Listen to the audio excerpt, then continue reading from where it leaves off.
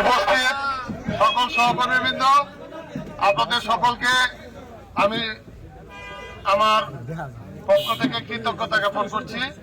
আপনারা ইতিমধ্যে দেখেছেন হালুয়াঘাট বাজারকে অস্থিতিশীল করার জন্য মিথ্যা প্রপাগান্ডা প্রতিনিয়ত ছড়ানো হচ্ছে।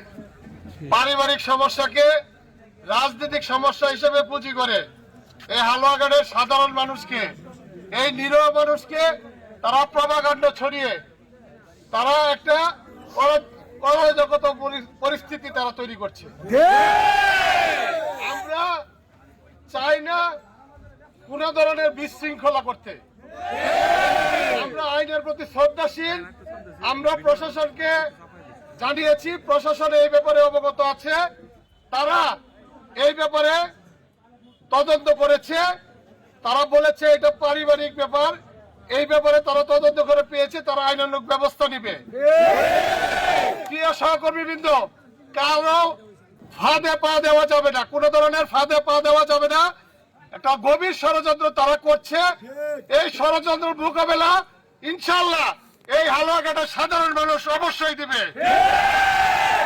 আপনারা ভোটের মাধ্যমে যে দাঁত ভাঙা জবাব দিয়েছেন, তারপরে তারা মাথা খারাপ হয়ে গেছে।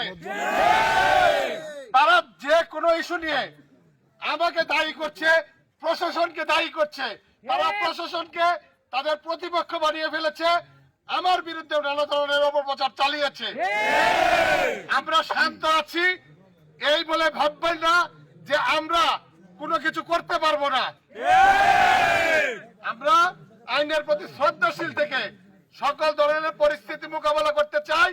আপনাদেরকে উদারত আহ্বান জানাই, আপনারা যেই সব মানুষদেরকে নিয়ে এই হালুয়াঘাট বাজারে অরাজক পরিস্থিতি সৃষ্টি করেছেন, এই সব সন্তানরা কারো বাবা মার সন্তান, আপনারা ভালো ভালো সন্তানদেরকে এনে রাস্তায় আপনারা ব্যবসায়ীদের বিরুদ্ধে লালিয়ে দিচ্ছেন,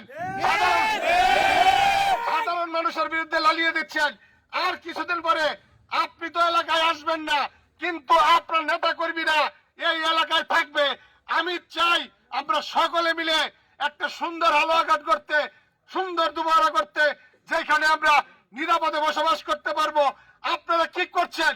আপনারা এই সাধারণ মানুষের সাথে আপনার দলের নেতা কর্মীদের যে সংঘর্ষ বাজাচ্ছেন, এই হালুয়াঘাটে এই সাংঘর্ষিক পরিস্থিতি তৈরি করতে যাচ্ছেন, সাধারণ মানুষ এইটা কিন্তু কোনোভাবে ভালোভাবে নিচ্ছে না। আপনি ভাববেন না সাধারণ মানুষ আপনাদেরকে দেখে ভয় পায়। সাধারণ মানুষ এক হলে কি করতে পারে সেটা 12 তারিখ কিন্তু আপনাদেরকে দেখিয়ে দিয়েছে। আর আমাদেরকে এত দুর্বল ভাববেন না, আমরা উড়ে এসে জুড়ে বসি নাই। আমরা আপনাদেরকে বারবার বলছি, আপনারা হালুয়াঘাটের পরিবেশ খারাপ করার কোনো চিন্তা করবেন না। প্রশাসনকে বলেছি, তারা আমাদেরকে আশ্বস্ত করেছে, যদি আপনারা এই ধরনের পরিস্থিতি আবার তৈরি করার চেষ্টা করেন, আমরা কিন্তু এর দাঁত ভাঙার জবাব দেব।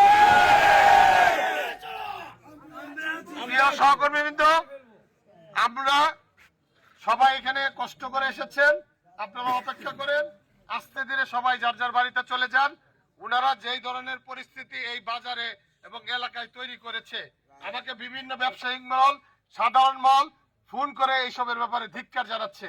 প্রশাসন সকল কিছুর ব্যাপারে অবগত আছে। আমরা কোনো অবস্থায় আইন আমাদের হাতে তুলে নেব না। আমরা আইনের প্রতি শ্রদ্ধাশীল ছিলাম, আছি এবং ভবিষ্যতে থাকবো। আমরা সকলে মিলে তারা এবং নেতা কর্মীদেরকে আমি উদারতভাবে আহ্বান জানাচ্ছি। আমরা প্রতিনিয়ত কিন্তু সহ্য করে এসেছি, আমাদেরকে অনেক হুমকি দিয়েছে, অনেক ধামকি দিয়েছে। আমরা কিন্তু সকল কিছু সহ্য করে সাধারণ মানুষের ভালোবাসায় কিন্তু আজকে এই জায়গায় এসে পৌঁছেছি। আমি আপনাদেরকে, আমার যারা নেতা কর্মী আছেন, আপনাদেরকে উদার হওয়ার জন্য আমি আহ্বান জানাচ্ছি। কে কি বলেছে, কে কি করেছে, কে কি বলেছে, সেই সব পুরোনো কথা ভুলে যান। সকলে মিলেমিশে আমরা একটা সুন্দর হালুয়াঘাট দুবারা করতে চাই।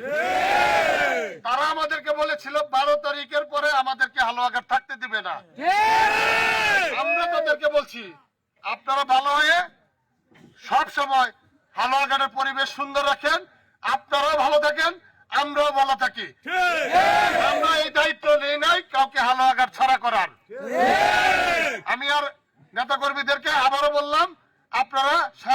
শান্তি শৃঙ্খলা বজায় রাখেন, পরিবেশ ভালো রাখেন, কোনো অবস্থায় কারোর সাথে কোনো ঝগড়া বিবাদে জড়াবেন না। যদি কেউ আপনাদের সাথে খারাপ ব্যবহার করে আপনারা তাদেরকে বোঝানোর চেষ্টা করেন, কারণ এই বোঝানোর চেষ্টাটাই মানুষ কিন্তু ভোটের মাধ্যমে আমার তাদের ভালোবাসার বহিঃপ্রকাশ দেখিয়েছে।